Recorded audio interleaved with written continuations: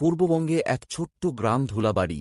গ্রামটা খুবই শান্ত, কিন্তু গ্রামের শেষ প্রান্তে একটা পুরনো বটগাছ আছে, যেটা নিয়ে গাঁয়ের লোকেরা কৌতূহলের সঙ্গে ভয়েও থাকে। লোককথা আছে, সন্ধ্যা নামলেই ওই গাছ থেকে কান্নার আওয়াজ আসে। একদিন শহর থেকে রাজু নামের এক ছেলে গ্রামে আসে মামাবাড়িতে। সে এসব ভূতের গল্পে বিশ্বাস করে না। এক রাতে সাহস দেখাতে সে বন্ধুদের সঙ্গে বাজি ধরে। সে বলল, আমি আজ সন্ধ্যার পর ওই বটগাছের নিচে বসে থাকব 1 ঘণ্টা। সন্ধ্যা নামতেই রাজু একাই রওনা দেয় বটগাছের দিকে। তার হাতে একটা লণ্ঠন আর বুক ভরা সাহস। গাছে পৌঁছেই সে বসে পড়ে গাছের নিচে। প্রথমে সব ঠিকঠাক, ঝিঁঝি পোকার আওয়াজ, দূরের কুকুরের ঘেউ ঘেউ। কিন্তু আধা ঘণ্টা কাটতেই হাওয়া থেমে যায়। গাছের পাতা যেন এক মুহূর্তে নিস্তব্ধ। রাজু দেখে গাছের উপরে একটা সাদা ছায়া ধীরে ধীরে নেমে আসছে।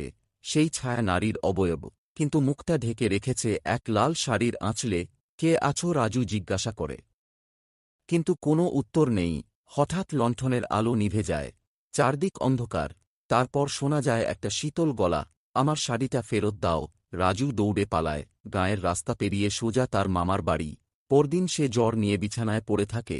কেউ জানে না সেদিন সে কি দেখেছিল, তবে গ্রামের লোকেরা আজও বটগাছটার কাছে যায় না।